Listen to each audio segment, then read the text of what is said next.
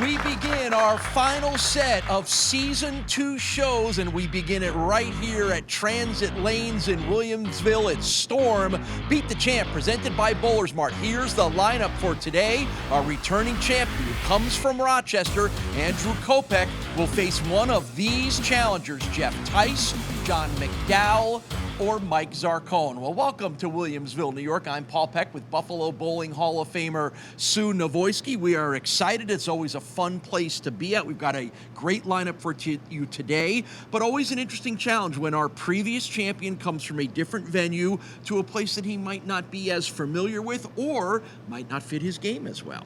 That's right. So we did come to a sport shot, or more difficult shot here, which he hasn't bowled on. He got a little extra practice, so that'll help him.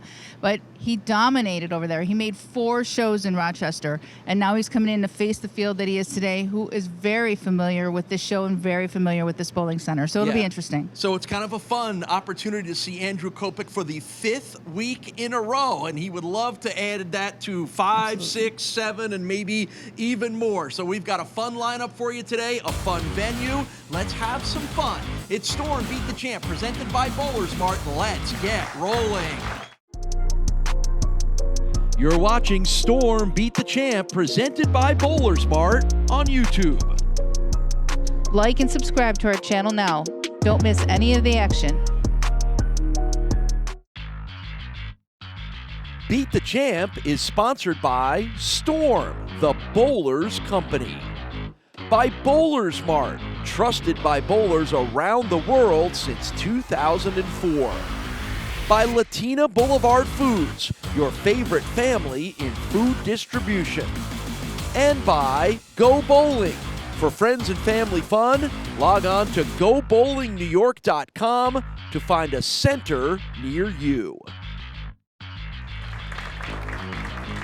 Mike Zarcone and Jon McDowell will lead us off here. We are at the 300 here at Transit Lanes. I hope that means we might see one of those today, and there's a good chance one of these guys could be the ones that turn it out. But we got a fun lineup here again. This is wrapping up season number 2, which has been a great year here on the show, and I don't expect anything other than some more highlights out of it. Jon McDowell is making his 4th appearance on Beat the Champ.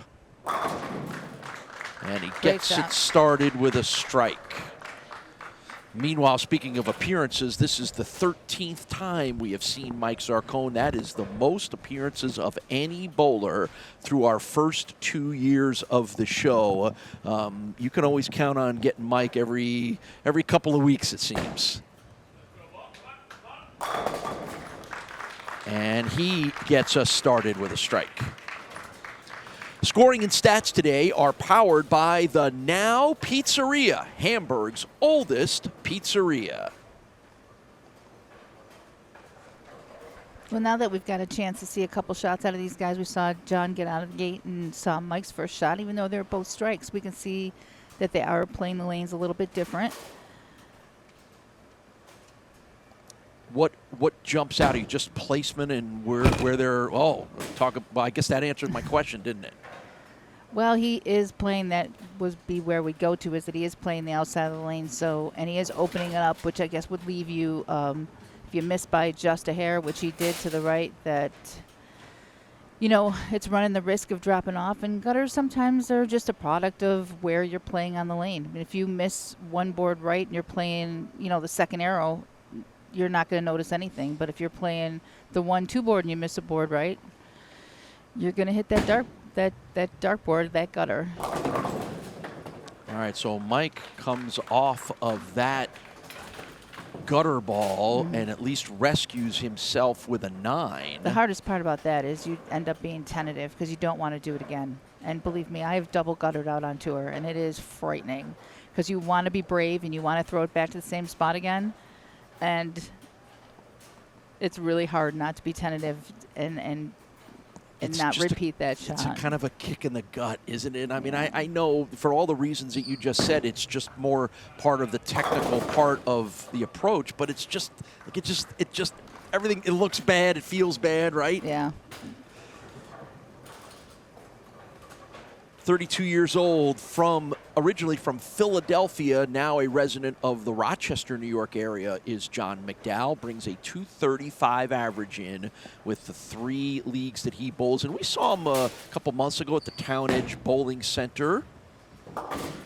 Yeah, and a couple points here. When you say a .235 average and people say, wow, and then, you're going to watch them today, and .235 is going to be a monster score on something like that. So let's take a look at these lane conditions. 39 feet, 5.25 to 1 oil to dry ratio, which if you watch enough shows, you realize that that's telling you, that's more of a flatter pattern. I mean, you're looking at a house shot being maybe 12 to 1, and 5.25 to 1 is getting much closer to 0, which means the pattern's very flat. It's not giving you that big pile of oil in the middle that, kind of helps hold your ball off if you miss in a little bit. So that .235 average is kind of descriptive of a lot of house conditions, which tend to be higher scoring. So I think at the very least you can take that number and realize that Jon's a really good bowler. Absolutely, right? Absolutely. And while it's still it hard may to not, strike enough to shoot .235. It may not be .235 today for the reasons that you just said, with the oil pattern being certainly harder than a house pattern.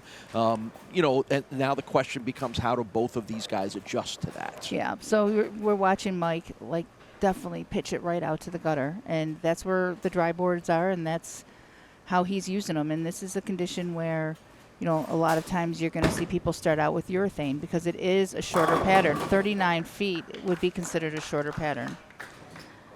57 years old, from Tonawanda, New York, is Mike Zarcone. .230 average in the 3 leagues that he bowls in. But of course, if you're a regular viewer of this show, you don't really need me to tell you a whole lot more that you don't already know about Mike Zarcone. He is a Hall of Famer here in the Buffalo bowling area and has long been considered one of the best to stare down the pins from the end of the lane at any bowling center he arrives at here in the Buffalo and even beyond that area. Right, and a perfect example of how good of a bowler he is that he is making the telecast on a shot that is a more difficult shot. It's considered to be a medium scoring pattern, but when you don't see these shots, they make them that much more difficult. And we're watching Jon play a little bit deeper than Mike is. But he has no margin for error on when the ball gets cut just a little bit short. So this one just took off on him, and you see Mike's direction is much more to the right. He's looking much more towards the gutter. So Jon's really got to make perfect shots here and really get the ball down the lane. Oh, and a very late slow motion fall. It allows Jon McDowell to get a 4th frame spare. For a second there, Mike thought he was right back in this match tied, but you rarely see that happen. I want to see Jon's reaction. You saw the exhale before he turned his head I'm not sure. I got lucky there. I'm not 100% sure he saw that pin go down. Oh, I think he did. I think you saw the exhale as soon as he turned his head. So now 5th frame now for Jon. See that loft that he's got there? I mean, he's in a really tricky spot of the lane. And that's one thing on these, I don't want to call it a sports shot because it's really it somewhere falls between a house shot and a sports shot. You really still have to be very, very accurate.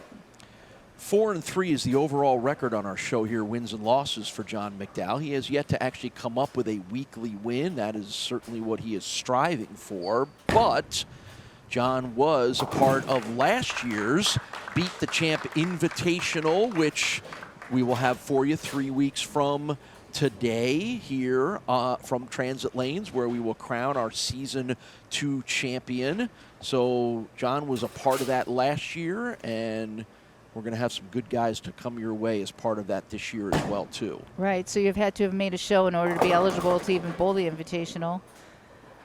Boy, that the spin around of it, was that the 4-pin that did almost a complete rotation? I'm going to have to look at that again. Didn't go down?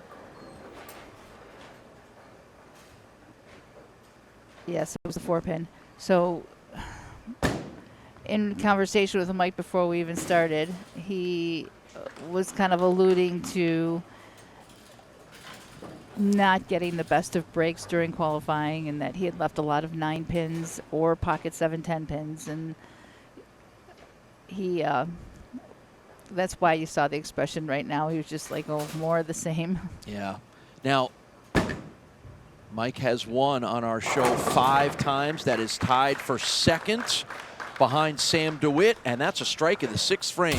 We're going to take a timeout. We'll come back. It's match number 1 here at Transit Lanes and Storm Beat the Champ, presented by BowlersMart.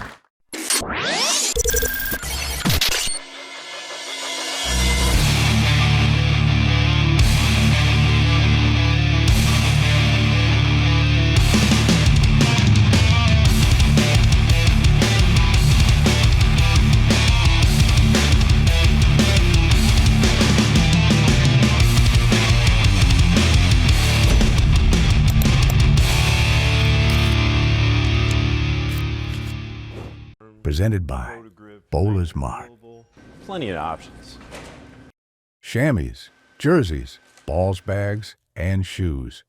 The highest quality products you'll find on the market, and here at BowlersMart, we make sure to find the correct access point of any bowler to maximize their benefits from our products and ensure a great experience.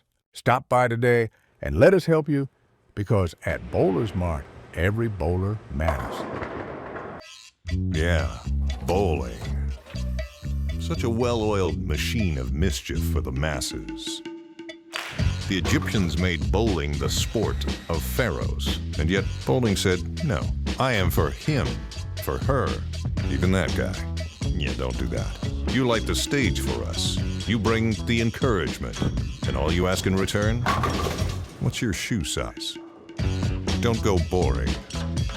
Go bowling. 6th frame now for Jon McDowell as both he and Mike Zarcone are trying to figure this thing out here. These are synthetic lanes here at Transit Lanes, and Sue already told you a little bit about the challenge of the oil pattern that seems to have both guys trying to figure things out again. And, you know, I think this is kind of the fun part of what we do on the show, which is it's not always a house shot. It does ask these guys to have to think a little more, because they're all the kind of guys, John and Mike and a lot of the guys on the show, they can just roll in here and start throwing shots and putting up 230s without having to think. So if you looked at that shot right there, he did move to the right, which is closer to where Mike's playing the lanes. So he was taking a guess and took everything to the right, which was probably where the shot should start out being, but he just took a blind shot at it and obviously left a washout there, so that didn't work out that well for him. But when you're talking about a one-game match like this, you have to make a decision, make it quick. That's what he did right there, and it did not pay off in that particular case. I know you'll tell me that all bowlers want to be able to have it be easy and put up big scores, right? Like, that's what's fun about this sport. And sometimes you get a little angst-ridden when things don't go like they didn't go for John on that last shot. But that's what's fun about challenging these guys. Right, and these patterns make it a little less predictable when you make a move. I mean, if you make a move on a house shot, you pretty much know what's going to happen. But this makes it a little bit more unpredictable.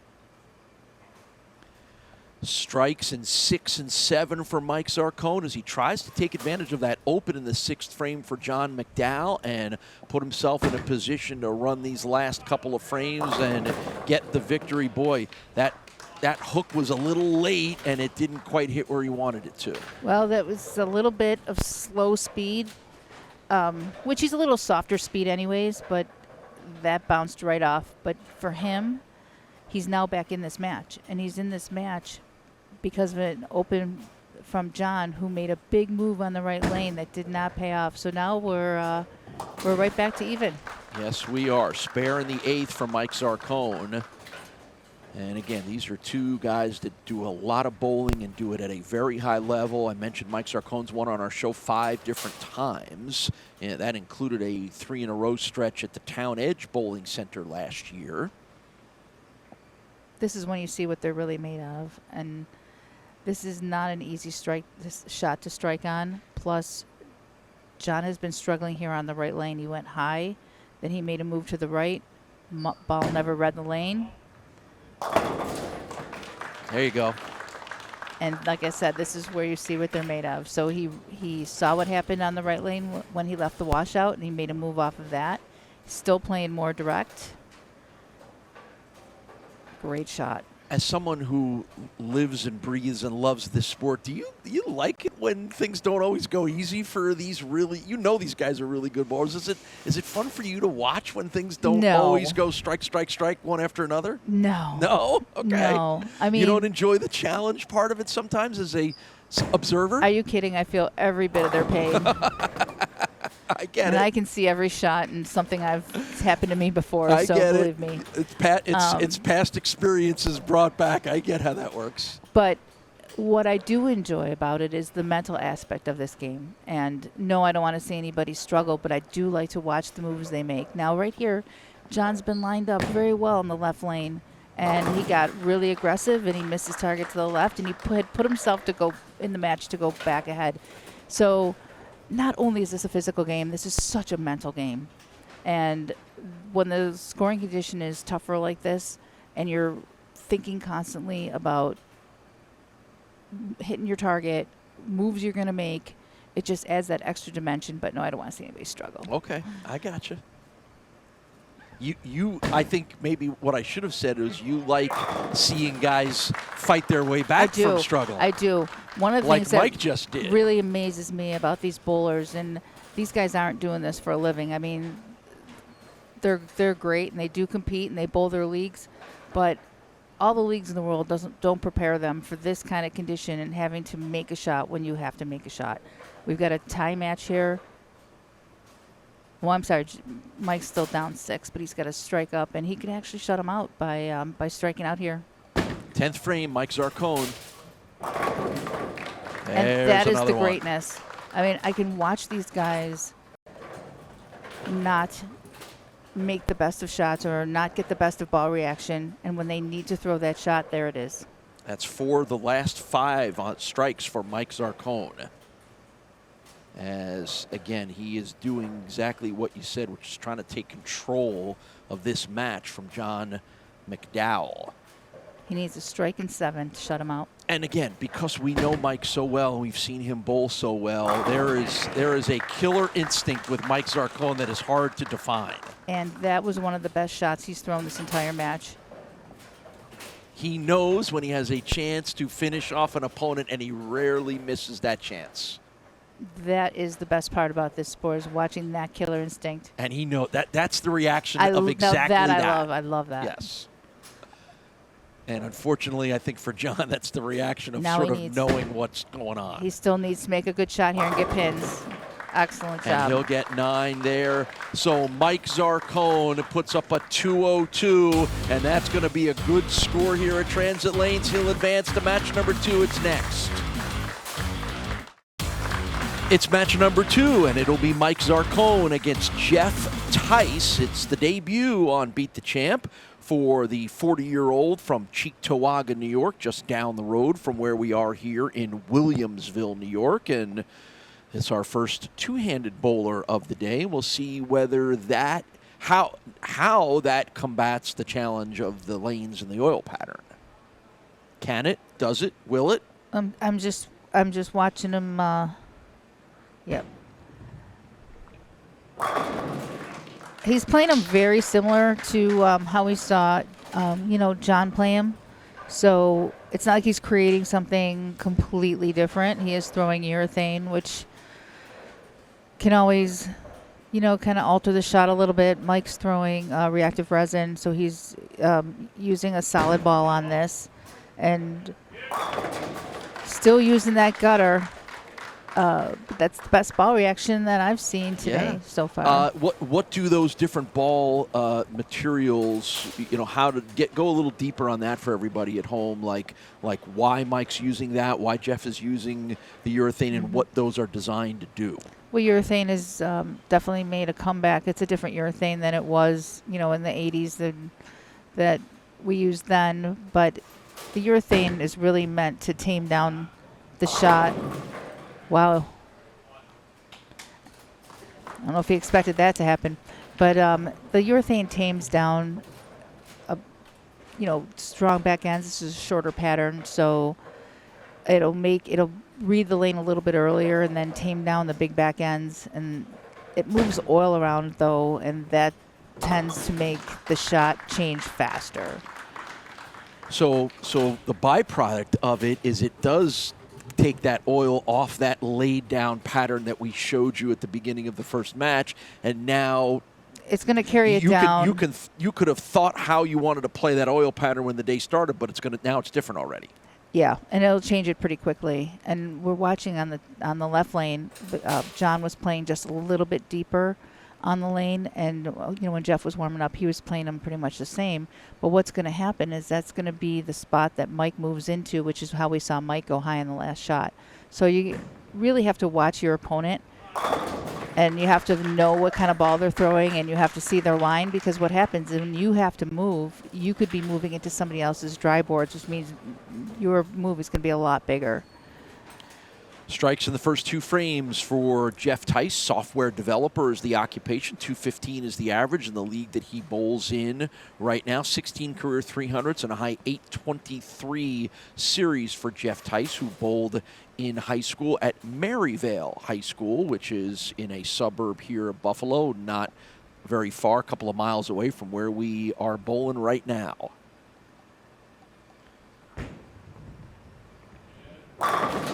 Now, he got that one a lot righter. Huh? He got that a lot righter than he did the last one. So talk about flirting. If that is any indication of the area that he has, he's going to be very tough to beat. So you're saying if he can live in that sliver, it's 2 inches off the gutter, that's going to make it tough to beat? No, I'm saying that he hit about 5 boards left of that on the last time he was on that lane, and he struck. So if he's actually created that much room. Oh, so because he's widened his area then. Yes.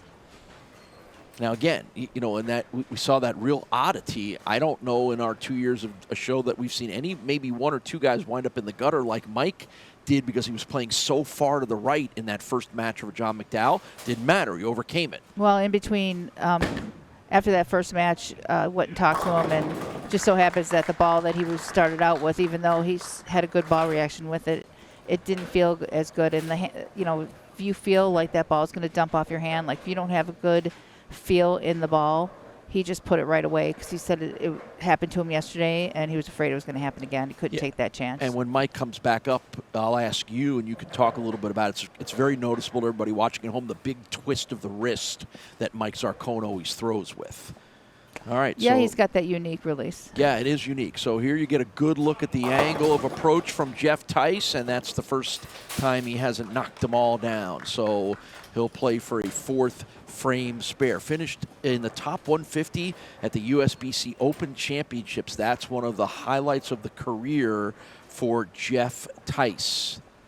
Has actually bowled on TV before as a kid back in the day. So spare in the 4th frame for Jeff Tycz after strikes in the first 3.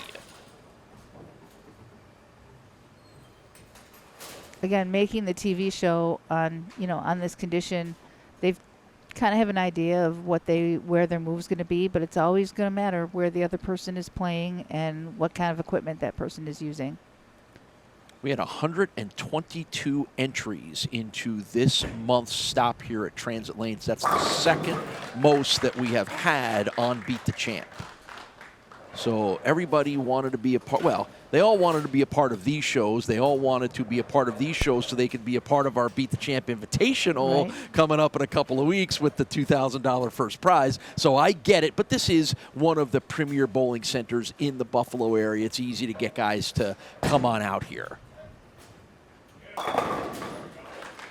And it's always fun to bowl in here. We're in their 300 room, which is its own exclusive boutique area. So it's almost like we are in our own set in here. Yeah, it feels like a really nice feel. It feels like we're in a custom-made television studio, which is what's great about coming here to the 300 at Transit Lanes. So both these guys have struck 4 out of 5 times, and make no mistake, these lanes are not easy. These guys are making great shots. That one rings around the 10. I was going to say that you indicated to me that, so Mike Zarcone won with a 202 in the first match against Jon McDowell, and I think, you know, used to seeing the 220s, 230s, 240s, like 202 may win you a lot of matches over the next couple weeks. Absolutely. It's all conducive to, you know, the scoring pace. So it's a spare in the 6th frame for Mike Zarcone. We got another good match going. Zarcone and Tycz will wrap this match up when you return to Beat the Champ.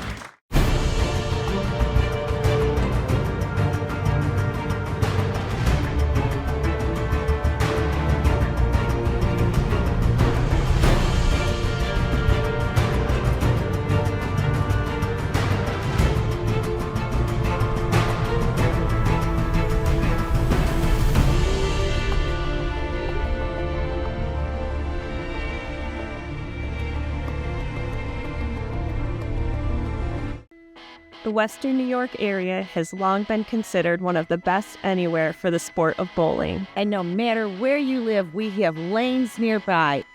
For top competition, Fun with family and friends, great food and drink, or just a night out, we got you. we are The bowling proprietors. Of Western New York. Stop in and enjoy our sport today. 12X Tech Bowling Supplies is committed to continuing the decades-long tradition of excellence established by the DeSanto family. We are the ultimate destination for customer service, experience, and product variety. We offer an extensive inventory of balls, bags, shoes, and accessories. Our unique fitting and drilling process, combined with our in-house lane, ensures a perfect fit every time. With a range of repair and maintenance services, we can help keep your gear performing at its best. Consult our team today at 1000 Highland Drive in the J. Scuddy South Plaza, conveniently located off of 390 in Henrietta. 6th frame now for Jeff Tycz in the first 5, 4 strikes and a spare. So it hasn't taken Jeff all that long to figure out the challenge of this non-house shot oil pattern that kind of messed with the guys a little bit in the first match and is not messing with Jeff at all. No, and he is playing straight up the outside on this right lane. Just left a 10-pin 2 frames ago, the last time he bowled on this lane, so I don't know if he made a slight adjustment there, but there was no 10-pin to be had on that one. So this is the interesting lane, because this is the lane that he did not choose to finish on, because he did have the choice, so he must have liked the right lane better. However, he has struck every time on this lane, but not always the same way. This is where he's really playing. But he had made that shot a couple frames ago that went all the way to the gutter, and he struck on that too. So boy, I would say if you can continue to strike and do it in different ways, that's about as good a sign as you can have as a bowler, find out right? when you find out that you have room you didn't know you had. That's always a nice surprise. Do you think the two-handed part of this is a factor in Jeff's success right now on these lanes? Well, Mike's not unsuccessful. No. So I'm gonna say not really in this match. Although, you know, their carry can be better, their rev rate can be better, but, you know, this is still about making shots. These lanes are not easy. And the good thing is, you know, if Mike doesn't win this match, we're going to make him stick around and, with that shirt that he's wearing, act as our referee for today. I'll hear about that. I will hear about that. And that's a tough one. That Mike doesn't want to hear about that shot here in the 8th frame. This is back-to-back 10 pins on this lane.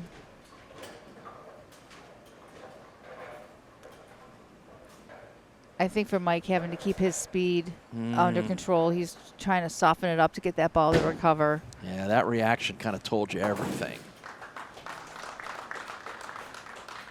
And I think that reaction was fueled by the fact that he is watching Jeff Tycz locked in right now. All new Beat the Champ merchandise is here from Coolwick, the official apparel provider of Beat the Champ. Check out all of our great designs, including our new official jersey, and get yours today. Can't wait to start seeing people wearing their Beat the Champ gear around the Buffalo area. And there you go. What did I say? We don't see those very often, and now we've seen them twice already today. It's where they're playing, and like I said, if you miss by one board, that board's a 0. And he's been that was an errant shot there, because he's been playing a little straighter up than that. He's not really opening up as much as Mike was opening up, but that was on a triple, so that cost quite a few pins. Right. So let's see what Jeff does here and whether that winds up being a factor as we're in the 8th frame right now. And again, it's always hard to be real loose on that second shot. So Mike just went into the lead sitting on the bench. I think the look on Jeff's face and a little bit of the slam of the towel there tells you everything. He had Mike down. Those 2 10 pins absolutely took Mike right out of the match, and now he put it right back in. You know, Mike is one of the nicest guys that we deal with on our show because he's a regular and we've gotten to know him really well. And he is far from the guy that would, like, intimidate you in a mean, nasty way, but he just does. No, he does play his own game. Because he's that good. You know when you're going against Mike Zarcone, it turns up your pressure meter a little bit because you know that he will take advantage of any slip-up. Well, it's a good bounce back for Jeff Tycz in the strike in the 9th. So now, as Mike finishes out, much like he did in the first match, he has a chance to end this thing, or at least mostly end it. Once again, he can shut his opponent out.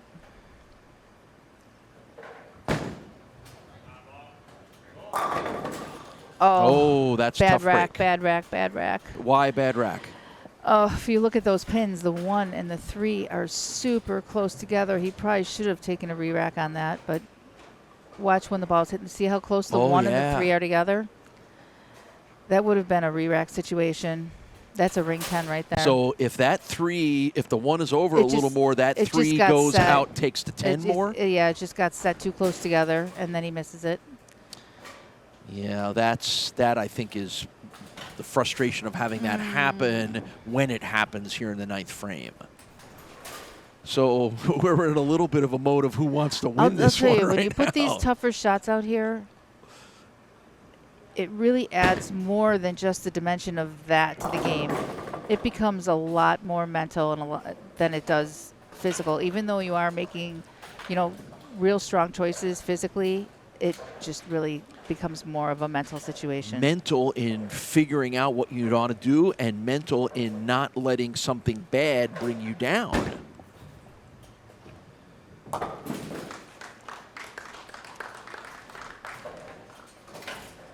So a fill ball for Mike Zarcone to post up a final score, but he loses the opportunity to try to shut out Jeff Tycz and head to the championship match against Andrew Kopec.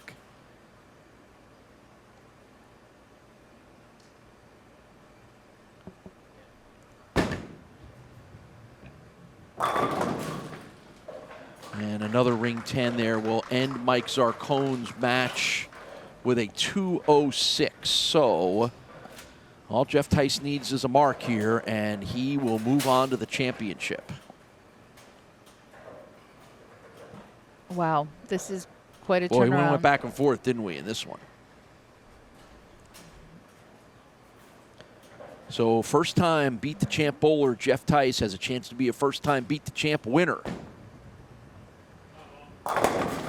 And there it is. It's a strike to win for Jeff Tycz. So we head to our title match. It's Jeff Tycz and Andrew Kopec, and it's next from Transit Lanes in Williamsville, New York.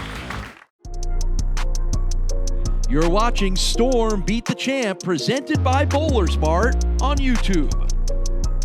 Like and subscribe to our channel now. Don't miss any of the action. It's the championship match. It's Andrew Kopec against Jeff Tycz to crown a winner here in week 1 at Transit Lanes. And Sue, that 237 that Jeff Tycz put on the board, we might not beat that score the rest of the – I hope we do because we know we got good bowlers coming, but we might not. It wouldn't be a shock, would it? No, but that was the result of, just being pushed. I mean, the one thing about these guys is they respond to the pressure, and, Mike kept pushing, and Jeff had to continue to strike to win this match. So I guess it drives up the scores. Yeah, so Jeff Tycz finishing strong and going right down to the stretch there and was able to overcome that first shot gutter ball in the 8th frame. Oof. And there's another missed opportunity. So not a spare, but an open to get started. And here we get a look at Andrew Kopec for the 5th straight week. Kopec is on this show as much as Peck is on this show.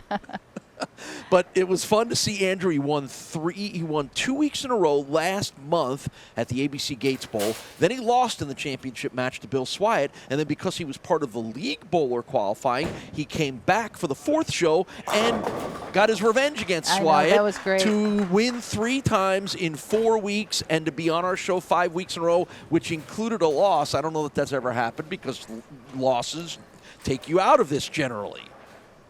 I know, that was just the coolest scenario right there, and that they would have to end up bowling each other again. Yeah.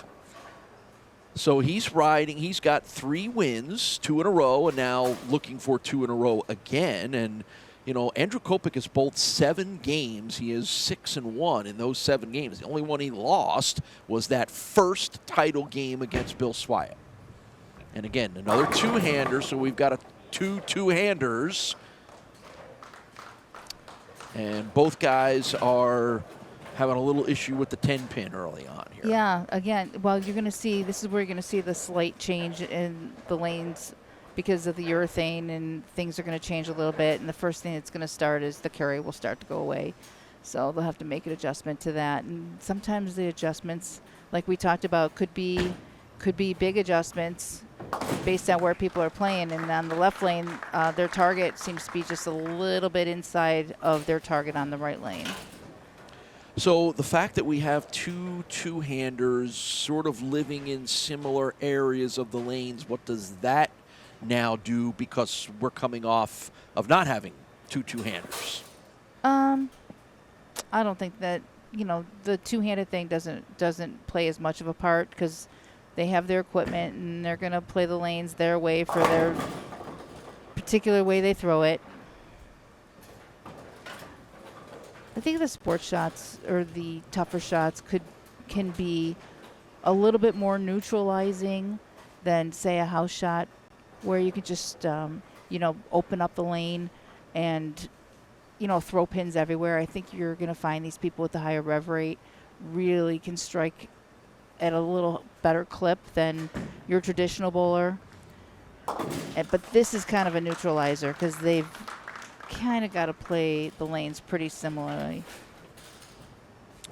Our host center for Storm Beat the Champ, presented by BowlersMart, is Transit Lanes, and you can follow them online at transitlanes.net. They are just one of our many great host centers. And if you want details on how you can be a part of Beat the Champ as we head towards Season 3, just stop in at any of our host centers and get all the information you need to try to qualify the show. And hopefully we're seeing you here on the lanes, and Sue and I are breaking down your style and your attire and your fashion and your mannerisms and everything else that we do. Just be ready for that. You want to make this show, you're going to get a little bit all of that. Well, on this note, I was waiting for this because Jeff's been playing this lane, and the ball has been rolling out, slowing down, however you want to call it, right in front of the head pin, and it's been hitting high flush. But at some point, that ball was going to start to take off, and that was your first sight of it right there. And got away with a 4-pin, but he's going to have to make a little adjustment or look a little further down the lane on that lane. 27 years old from Rochester, New York. Operations manager is the occupation for Andrew Kopec. 217 average in the 2 bowl leagues that he bowls in a week. 14 career 300s and a high 832 series. And a wobble of the 7, but it will not go down. Bowled in high school at Auburn High School, and then bowled collegiately at Cayuga Community College and then William Patterson University. Wow, talk about as much contact as you're going to get without having the pin go down. Yeah. So we've only had one strike so far here through our first 6 frames. Yep, little transition, which is what's going to happen when you know, no matter what you bowl with, whether it be urethane or your reactive resin, you're going to still get transition, but transition is a little bit more severe with the urethane balls, which everybody kind of started with because of the short pattern. We talked about the pattern a little bit being a 5.25 to 1, which is a little bit flatter, quite a bit flatter than what you're going to see in a house shot. Not as flat as what we're going to see in the invitational, which further makes it difficult, but this is still a very challenging pattern. Again, you're going to see, we see the replay of that. You're going to see that ball pick up early. And when I say early, you're going to see this ball pick up mid lane where it starts to, right about there, pick up, and then it stops. Where normally a ball continues to drive, but that's what they're trying to achieve here is to get that ball to stop moving because the dry is in the back end of the lane. So that is where the urethane's controlling it. It's picking up and then it's slowing down, which is what you want on dry back ends. And things continue to be a bit of a struggle for Jeff Tycz. Coming off that 237 that we were praising him for 2 minutes ago, it's been open, spare, and a challenging spare here in the 4th frame to be picked up. A cluster of those pins on the left-hand side. And right there was almost the same thing that we just talked about on the left lane where it's slowing down in the back end. But it's really controlling break point on this. So it's going to be a second open frame in the first 4 for Jeff Tycz. Man, I am still amazed at how things can change on a dime like that, right? Like Jeff was locked in, striking, knocking pins down, and now all of a sudden, what's going on? Well, keep in mind, Andrew did not qualify on this condition either. He came in pretty much cold from bowling at Gates. Again, that ball, I was just really waiting to see this start to happen, and there's the unfortunate 4-9, but. Is this about the time when you expected it to start happening? Well, I saw it starting to happen. And a move is definitely necessary for him on that left lane because the ball is picking up too early. All right, so that's 2 back-to-back opens and 3 in the first 5 frames for Jeff Tycz. And again, we know that there's some killer instinct from Andrew Kopec. We saw that all last month at the ABC Gates Bowl in Rochester, and he's got to know that time to kick that in.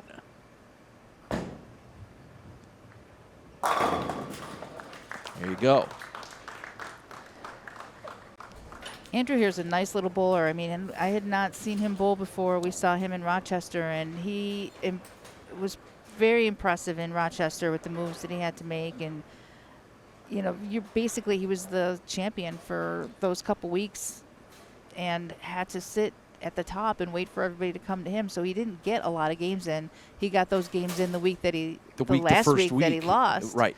But other than that, he was really just, those lanes were coming to him, and he was having to adjust on the fly. There's another strike. That is 3 in a row as Andrew Kopec tries to take control of our title match and win another one.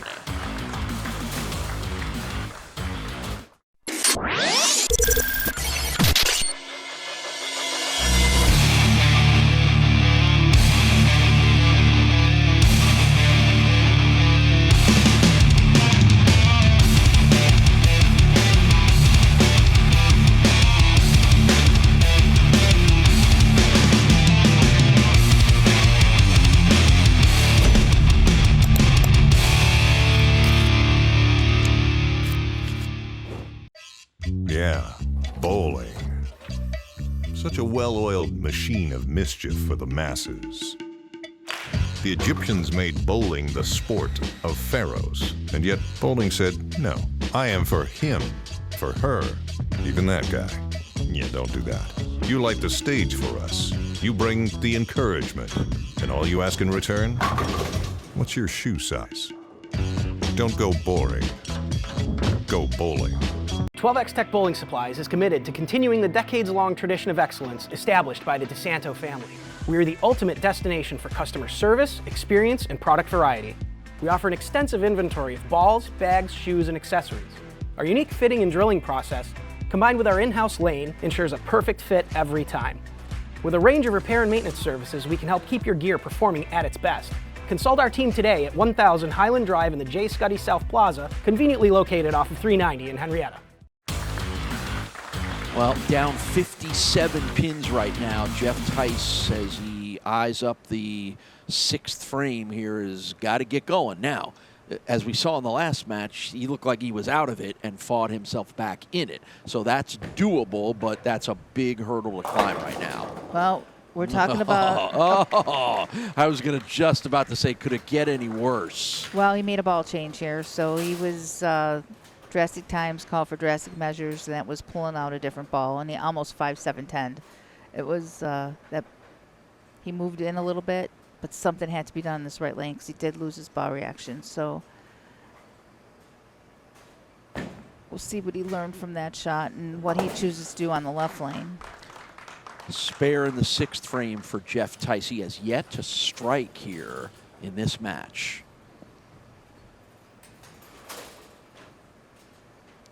Yeah, his ball reaction really did change. So he's going to stay with this ball. So this will be his first shot in the left lane with this piece of equipment too, and they are a little bit different. But a change was needed. The ball was starting to take off on him. He just lost his reaction with the ball he was using. And there's the first strike of the match in the 7th frame for Jeff Tycz.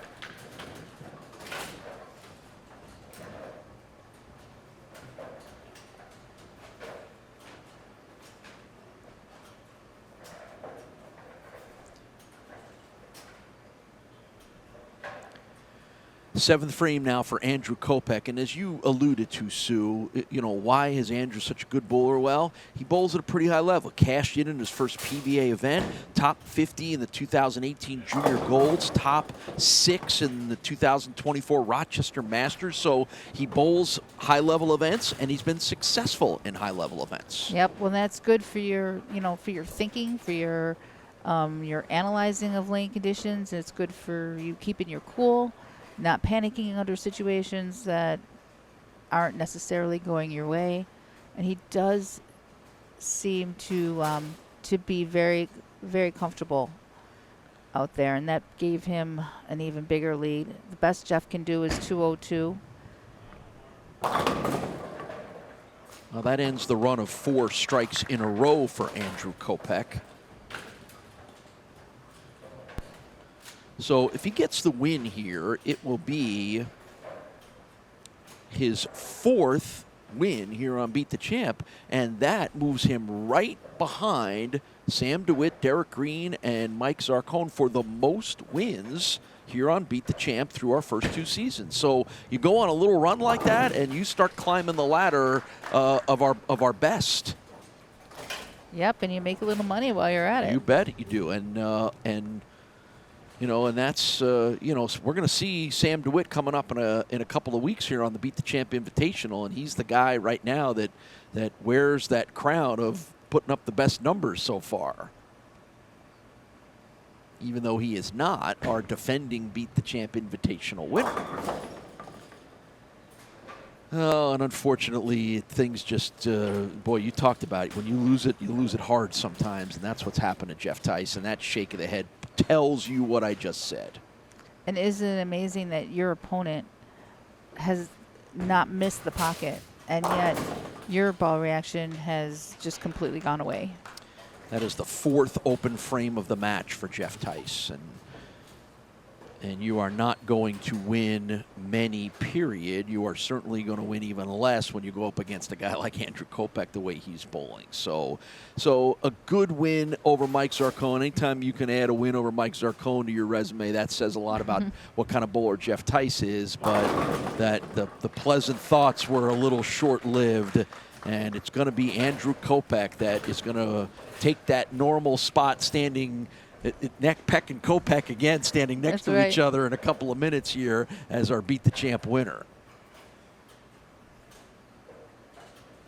Well, the interesting thing will be how he approached this new lane condition, and how he picked bowling balls coming down here, and just really his whole thought process. Sounds like you just previewed the question you're going to ask, did. Andrew. Yeah, and again, we talked about it at the beginning of the broadcast. There's always a challenge when the champion comes from somewhere else to a place that he may not be quite as familiar with. And, and Andrew's bowled here a little, but not a lot. He's not from Buffalo. The one thing Beat the Champ does not do is post a shot ahead of time. So he did not come here with a graph of what you're going to see. When you go to a tournament, you oftentimes will see the graph posted. And, sometimes for majors, they used to post the graph. And that gives you kind of an idea of how you're going to approach the lanes. You could start thinking about it a little bit. Yeah, absolutely. We do not do that. Or not only can you start thinking about it, but you can start practicing a little bit with the balls that you think you're going to use to kind of see how they work. Or you can drill something up that you think will match too. up. Yeah. Pro shop operators all over America love that you just said that. Everybody, drill bowling balls. Buy bowling balls, drill bowling balls. Yeah, tough. We went from the peak to the valley for Jeff, and that's too bad. It is Andrew Kopec with a 226 that makes him our Beat the Champ winner. We'll talk to Andrew when we return right after this. Presented by BowlersMart. Plenty of options. Chamois, jerseys, balls bags, and shoes. The highest quality products you'll find on the market, and here at BowlersMart, we make sure to find the correct access point of any bowler to maximize their benefits from our products and ensure a great experience. Stop by today and let us help you, because at BowlersMart, every bowler matters.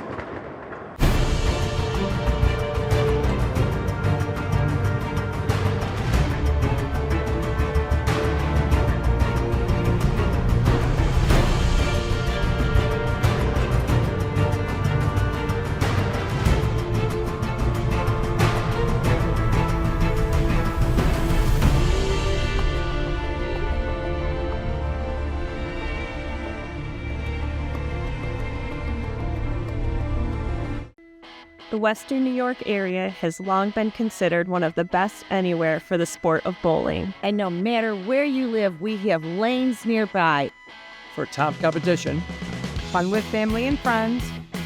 great food and drink, or just a night out, we got you. We are The Bowling Proprietors.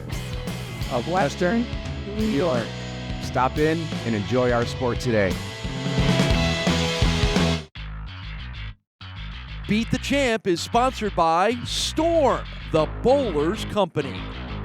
By BowlersMart, trusted by bowlers around the world since 2004. And by the Bowling Proprietors Association of Western New York.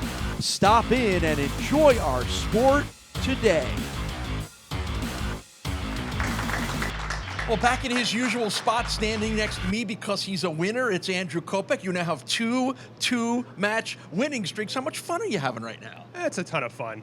Just trying to bowl the best that I can, take it one frame at a time, and if I'm fortunate enough to come out in the winner's circle, then it's even better. So my question for you is, how do you prepare what equipment you're going to bring from Rochester without knowing the condition and not bowling on it? If I could bring all 23 bowling balls, I could. But no, I just try to bring a variety, especially I don't bowl in the center too much, so just trying to bring a variety of options and then use my practice wisely from there. There might be throughway weight restrictions for you bringing 23 bowling balls all the way here. Yeah, something like that. Something like that. All right, well, guess what? He's got a second two-match winning streak. You're going to try to make it 3 in a row because he's coming back for us next week to face a whole new group of bowlers. We are off to a great start. Here it's the season finale shows of Beat the Champ at Transit Lanes in Williamsville. We'll see you next week.